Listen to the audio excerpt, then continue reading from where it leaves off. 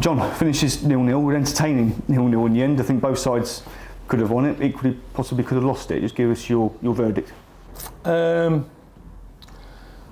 Disappointed with us in the first half. We started quite brightly on the front foot. Forced a free kick, good save from the keeper. And then we were too ponderous passing it around the back, letting them drop back into shape quite easily. Didn't quicken the pace up and open up the opportunities to break the lines, which I thought was disappointing. And then individual errors of miscontrolling the ball let them have a couple of glorious opportunities. A double save by Glenn, which was world class, and then another great save from a header. And then, you know, the lads got a bit of a talking to at half time, trying to wake them up. And I think we improved in the second half, not dramatically, but we made more chances. But my overall feeling is disappointment that there was an opportunity to go and stake a claim and win, beat the top of the league. And in the end we didn't, and we finished quite strongly till the last couple of minutes when they had a bit of ball in our box from throw-ins and a corner and a free kick, which we stood up to well. And you know, I thought Clem his overall commanding in the game as well was very, very good. And I think that's probably about his 5th clean sheet in about 7 or 8 now. So, but we want better.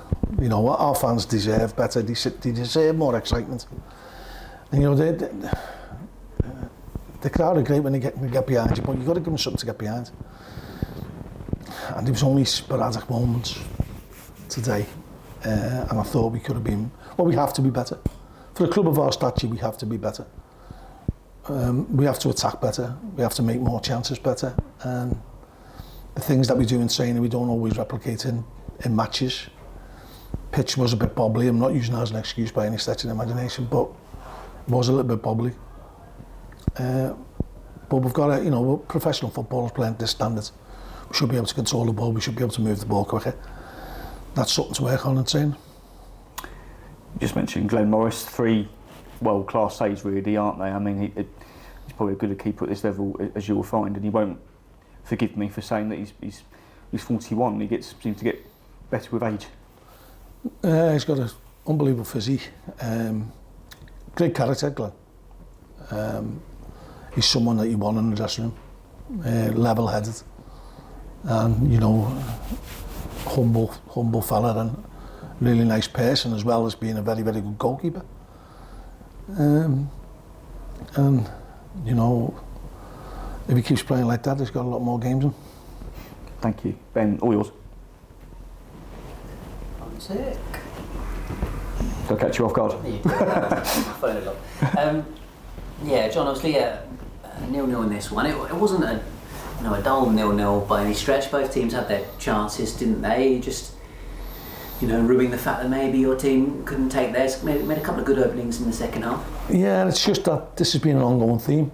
You know, if this was a one-off, you could accept it, but it's like you know the end of the film before it starts. And we've got to get better. We've got to strive to get better, and we've got to strive to take that into next season as well. You know, we've got to build, and there's a certain way of playing, and if I was a fan there, I'd be a bit meh. You know, I want to be more excited than that. And you know, you could argue, well, it's a decent enough point. You know, against the top of the league, no chance. We should be beating everybody we play in the league.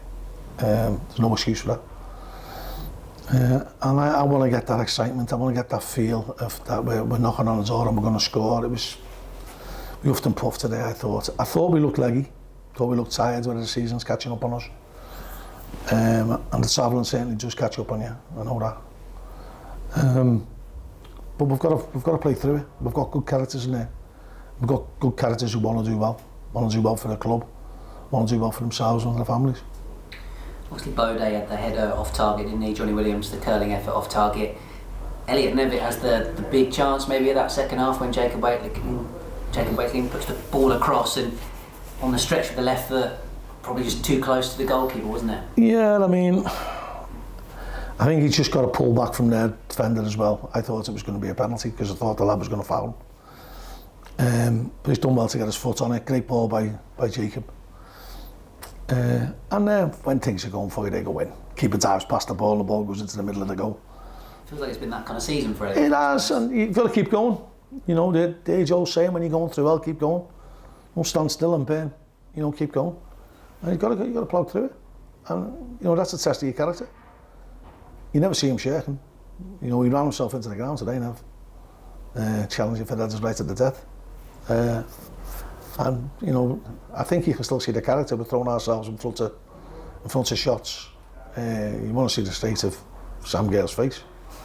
That was a hefty shot. It was, yeah. Yeah, I just couldn't believe the game didn't get stopped. But you can see the passions there. You see the desire to perform for the shirt. We want to go better than that now. That's the minimum that we've got. We want to go better than that. And I mean, his teammates talk about him like he sort of does it every week, and admittedly Glenn Morris does, because he made that big double save last week, massive double save today, as well as the other header. I mean, he's a bit like a lower league EFL Buffon, isn't he? The performances he's putting in. He's a very, very good goalkeeper, and when you get to work with him, you can see the influence he can have. He's calm. He makes the right decision most of the time, which is a good trait to have. He doesn't panic, and he's just a good person to be around in training and in the dressing room. And you've got that solid base, haven't you? You know, the defence is not the problem. You're keeping clean sheets. You're keeping teams out. It's scoring at the other end. It's the scoring that's driving us mad. And I'm having sleepless nights about it, honestly. But we've got to keep going. We've got to keep working. We've got to keep supporting the players. You know, they'll be feeling down the forwards. Can't keep on hitting them with a stick. You know, there's different ways of addressing it. And we've got to get them feeling good about themselves in front of goal. And we've got to get the rest of the team feeling good about creating chances. Playing a little bit higher up the pitch. When a team drops off, you're not playing as slow, moving the ball quicker. So if you shift it 3 times, there is an opportunity for an outside centre-half to break into their half. We didn't do that enough today. You know, that was the reason why I think we lost the foothold in the game that we got at the start in the first half. Got it back in the second half, but you know, it could have gone either way in the end. You mentioned about seeing what you're seeing in training and that on the pitch in match day. How do you kind of go about trying to address that almost to get them to bring those things? We just got to keep it in mind and showing them repetition as well. And you know, Joe's a young lad, so you know he's still learning the game. Jimmy Morgan's a young lad, he's still learning the game. So, you know, we've got a way that we know we want to play like, and I know the players are comfortable with that. We've just got to speed it up, got to speed the game up, speed the intensity up, ramp up the atmosphere as well, probably. And like you say, if you take this result on paper, you know, getting a point against the league leaders on top of late equaliser last time out, a couple of home wins, it looks like there's something that you're building. It's just trying to put the cherry on top of the. Well, the cherry will only be on top when we start scoring goals. And that's the catch-22 situation at the moment. We've got to find a way to score goals. Thank you. Cheers. That's twice you played Walsall as well and pushed them close on both occasions. Could have been 6 points quite easy. It could easily be, yeah, but you know, that's all ifs and ands. We've got to play with a style that enthralls our fans, enthralls us, enthralls the players themselves. Play with excitement. I think that was the word Thomas Tuchel was using this week, wasn't it? And you got to play on the edge, and you got to get the ball into areas that, in the final third, you've got to try things that if they don't come off, but they don't hurt you. So when we're getting the ball into the forwards' feet, instead of it being inside our own half or on the halfway line, we should be another 20 yards up the pitch, and you do that by moving the ball quicker and being more insightful and breaking a line now and again and getting the midfielder into feet and on the half turn, popping it into your 10, trying to get it round the corner to your forwards or getting it down the channels for your forwards to run into. And that all opportunities all arise by quickening up the tempo of the game. So, and we're not the only team who suffers by this, by the way. England suffered by it last night. Man City suffer on a regular basis. Liverpool suffered with it against Newcastle. You could go on and on and on. The top teams suffer from it. It's all about increasing the tempo and being not scared to make a mistake in their half, or certainly on the edge of their box. You feel in that team that you're playing at the minute that they could play like that? It's just a case of reminding them, maybe just working on it. Working on it, and I did think we looked leggy today. I honestly did. Thought we looked tired. And that's not making an excuse. I'm just saying that's what I saw with my own eyes. I thought we looked tired. I didn't think we had the energy that we normally have. And so it's a case of trying to keep them as fresh as possible going into the final games of the season. Could it be a case of maybe changing it up for Harrogate? You've got the options, haven't you? Possibly, yeah. But then I'd be giving my team away. I would never told you that.